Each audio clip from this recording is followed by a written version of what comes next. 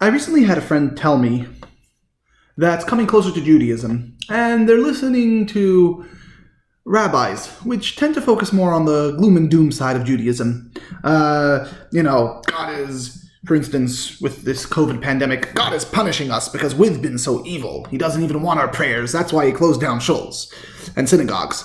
Like a child being sent off to their room. And I think this is such an interesting phenomenon. The notion of... Oh, let me get back to my friend. So my friend said that they were afraid God was going to punish them. And, and that's what's kind of helping them keep from sinning, because God's going to punish me. Oh, no. And dare I say, it's such a primitive form of... of God.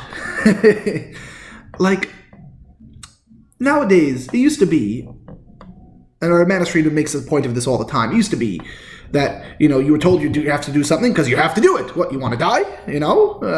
If you don't wake up and milk the cow at 3 o'clock in the morning, then you won't have milk and then you're going to starve to death, But things have changed since then. Life has just evolved. Our minds have gotten more complex and nuanced. And when you come with threats like that, it rubs us the wrong way. Our generation, I'm talking about, millennials.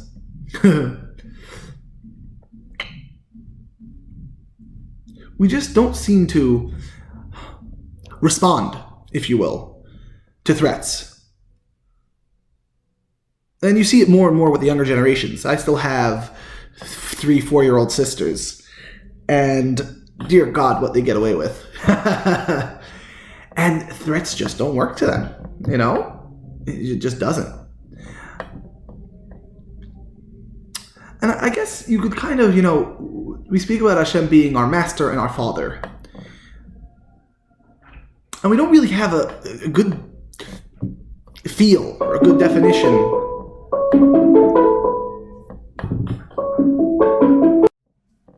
So we don't really have a frame of reference for what it means for a master-slave relationship. The closest thing you have is your job.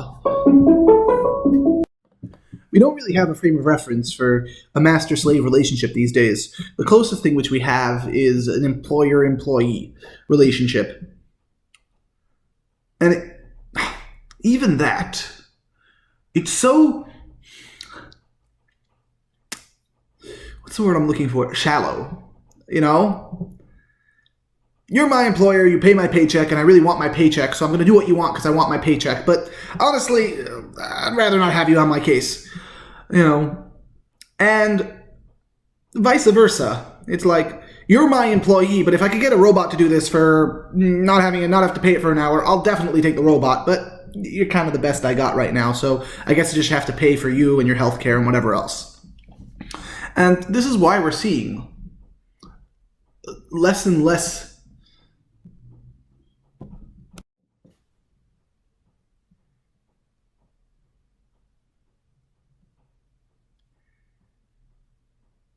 if we have that relationship with God, it's such a insult,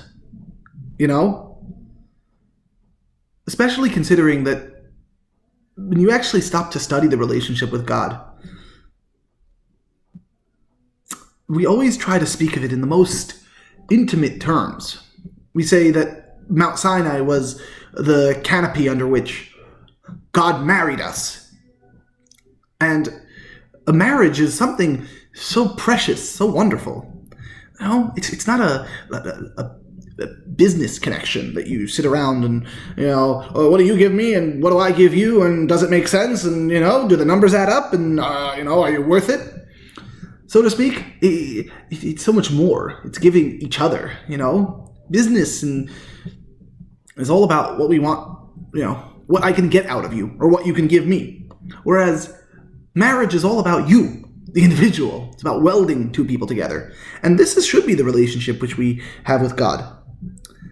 Now, a parent-child relationship, we are able to conceptualize that very well. We all have parents, and psychology has come a long way to understand what a parent role should be, what a healthy parent-child relationship should look like.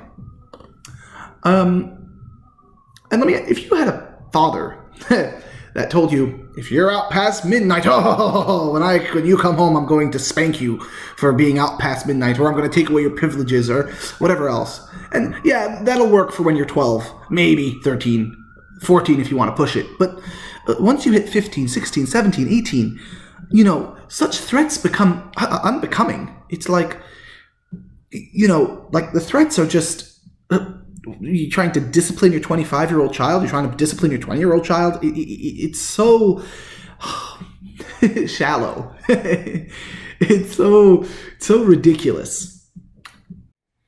I don't know if you ever had any, if your father ever taught you how to ride a bike. So for me, it was actually my friend's father, next door neighbor's father. And what he did was, as I was riding the bike, he held the back of the seat. And he told me to pedal. And the notion was that I should get a feel for the balance, which I have. And sure, he supported me at the beginning and pushed me along, but eventually he would let go, and I would continue riding on my own. And I must have been about 5 at the time, and I still remember that, because that's where and how I learned to ride a bike. But the job of a parent is not to hold the bike the whole time. The job of the parent is to eventually let go. And sort of holding that bike could be seen as punishing your child. The concept of a punishment is, follow this line, and if you step outside of this line, to the right or to the left, we're going to whip you. And I'm going to whip you hard. And we're going to make sure you get back into the straight line. And that's kind of like, same with riding a bike. While riding a bike, you have to maintain your momentum going forward, and you have to keep straight. And in order to do this, the parent has to support the child from wavering from side to side. The parent understands you also have to teach the kid to pedal. You have to teach the kid to maintain their own balance. You have to let go and let the kid get a feel for it himself. And when you don't do this, it's like you never give a child the chance to grow and to develop their own sense of what's right or wrong. You never give the child the autonomy to develop their own understanding of, this is right, and no, that's wrong. And it's unbelievably unhealthy. Because at the very best, at the very, very, very best, the child will keep right from wrong habitually. Like a pre-programmed computer that just does something because, this is the way I've always done it, or this is the way I was programmed to do it. And the issue with that is life is so much more complicated. You cannot apply morals habitually. You must use your brain. You must use your mind. You must be able to search inside yourself and really weigh the options to make moral decisions. Because life will give you such complicated moral questions. And if you just follow a script, you're going to crash into a wall, and you're going to crash hard. And I think this is part of the pitfall, especially nowadays with things getting so much more complex, with human beings understanding so much more. That gray area is expanding ever larger. And we're not teaching our children how to approach these new problems. We're not updating our concept of God. And it's such a big problem. It is, we are setting ourselves up for disaster. No. The Lubavitcher Rebbe saw this issue. The Lubavitcher Rebbe understood that you can't come to our generation with threats and with, violence and punishments. It doesn't work. We're not interested anymore. We want the heart of the issue. We want the soul of the issue. We don't just want horse blinders to just keep us on the right path. We don't just want bumper rails to stop our bowling ball from going into the gutter. We want to keep the straight line, not because we're forced to, but because we want to. And we want to be taught how to want to. We want to be able to appreciate the beauty, the affection, the oneness of following the true and the right path. And it's not just that we want that, we need that. Because otherwise, we really have no reason to stick to it. Just a story to illustrate this point. One time in a Sikha, I believe it was a Sikha, the Lubavitcher brought down that we have to bring Mashiach. Not him, us. Every chassid. As Rabbi Paltiel says, Lubavitcher has PTSD from when the Rebbe said it. Because, he said it a few times actually, but previously he had said it in 2-hour-long drawn-out conversations. Yet, there was one time in 1985, I want to say, 85, 89, I forget the exact year, where the Rebbe said it with so much emotion and so much yelling and so much viscer, you could palatable, and people had we never saw the Rebbe this way, and it was traumatizing to say the least. But anyway, so in the previous talks, though, the Rebbe would speak about bringing Mashiach and how it's our duty, everyone in the generation, to bring Mashiach. And the Rebbe asked the question. It used to be Mashiach was left for the big tzaddikim, The Baal Shem Tov will bring Mashiach, the Arizal will bring Mashiach, all the big greats of the previous generations. Their job is to bring Mashiach. Our job is just to survive. Surviving was difficult back in the day, especially for a Jew. But the Rebbe asks the question, Mashiach is a very dangerous prospect. And we see this. We know that there have been reported cases in history, some in the 17th century, of people trying to bring Mashiach and flopping totally. Either going crazy, totally throwing off Yiddishkeit, totally frying out, dying. It was a very, very dangerous endeavor to try to bring Mashiach. And the reason is because, the greater the endeavor, the bigger the opposition. There's a story, just one side note, a story in the Gemara of Abaye, and he was walking one time in a field and he saw a man and a woman walking together, and the woman was incredibly beautiful. And he sees the man and he thinks to himself, oh boy, this guy's, he's going to have a Yitzhahara for her, and they're in the field and they're alone, and, I better follow them and stalk them to make sure that they, no hanky-panky. And, anyway, so he follows them for a little bit, and they come to a fork in the road, and the man says goodbye to the woman, and the woman says goodbye to the man, and the two of them go their separate ways. Abaye is standing there flabbergasted and just totally bewildered with confusion. And he's thinking to himself, this man, he's just some man, a simple, innocent Jew. And he comes to this temptation, to this, this Yitzhahara, this evil inclination. He passes it like it's nothing. Okay, whatever. I'm busy right now. Don't bother me. Yet me, Abaye, the big great rabbi, the great sage of the generation, and me, if I was in his shoes, I would have definitely not been able to control my Yitzhahara. It would have totally overcame me. And it says he sat there and cried. He cried and was broken about this fact. He's saying, what kind of rabbi am I? And a Baskel came out from heaven and explained to him, and the greater the man, the greater the challenge. It's specifically because you're Abaye that you have so many forces working against you to try so hard to catch you.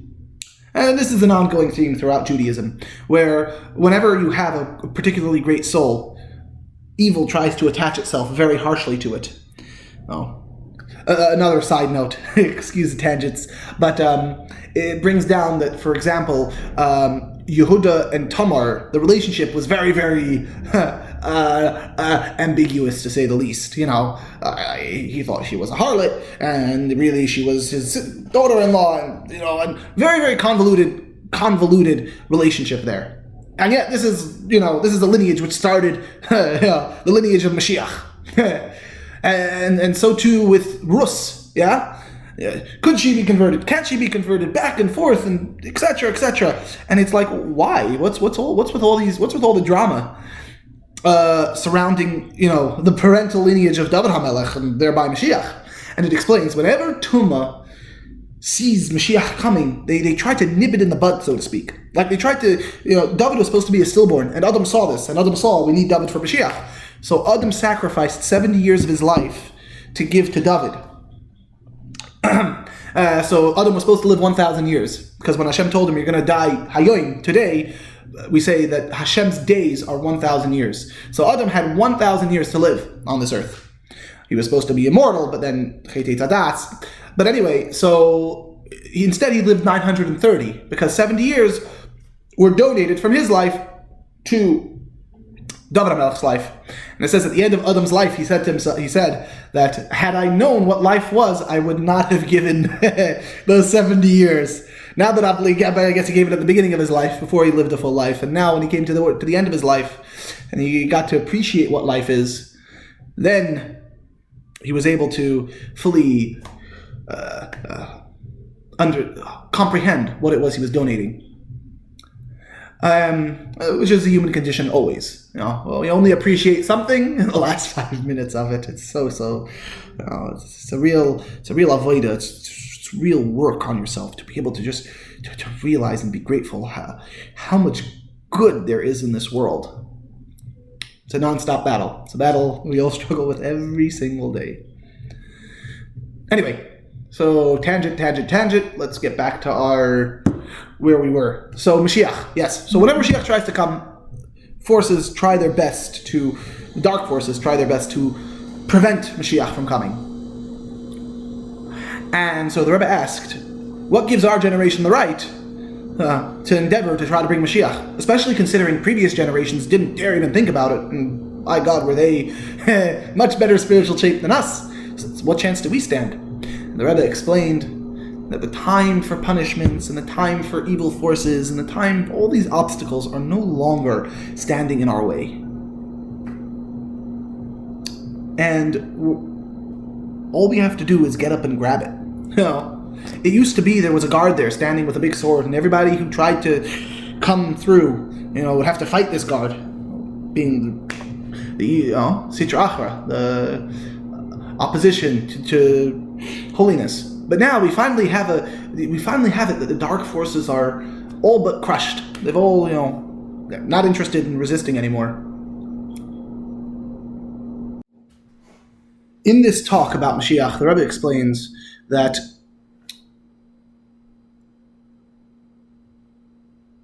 if it's our responsibility to bring Mashiach, then not bringing Mashiach makes us all culpable for that not happening. We're all responsible that Mashiach didn't come, since it's our responsibility and it's not happening. And so when the Rebbe comes out and makes a public proclamation that it's all of our responsibilities to bring Mashiach, he's implicating all of us for the punishment of not bringing Mashiach. And the Rebbe asks, what gives him the right to do this? How dare he give us a responsibility? Because if we don't rise to the occasion and we don't live up to the responsibility, then we'll all be punished. And we know the punishment for at least if we're not believing in Mashiach or not doing everything we can. It says, the Rambam writes, Yossi Torah. You don't believe in Mashiach and you don't believe in anything of Judaism. And the Rebbe explains that punishments are over. Hashem's not going to hold us responsible nowadays for not bringing Mashiach. And so all there is good. The only thing we have is the good. And when we get the responsibility for Mashiach, we're also being given the koiches to bring Mashiach as well. We're also being given the power and the ability and the potential to bring Mashiach too. So we have all the upsides and none of the downsides these days. And that's exactly the whole theme. It's everything there is about Judaism today. It's interesting. The Alter Rebbe made an incredible emphasis on simcha. Crazy, simcha, all day long simcha. But even the Alter Rebbe said there are specific times. The Alter Rebbe suggests Thursday night, which you should think about your averos, and you should be somewhat broken about your averos, and just to help focus on tshuva and focus on being somewhat more shcheridik about the wrong deeds that you do. And even then, he says it has to be in a very controlled manner, and you shouldn't let it happen throughout your day, and you shouldn't, And the Rebbe, so this is the Alter Rebbe, right? He wrote this around 250 years ago or so. The Rebbe comes out and writes that nowadays we don't have any more of this Mar Shchera. Even in Tanya, where just that little tiny slither of Mar Shchera, the Rebbe says no. Nowadays, your avodah is simcha. Your avodah is positive. Your avodah is surge forward. And then that's exactly where we are today.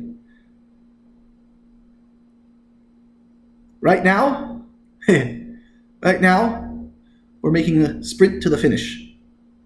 We're right there, right there. And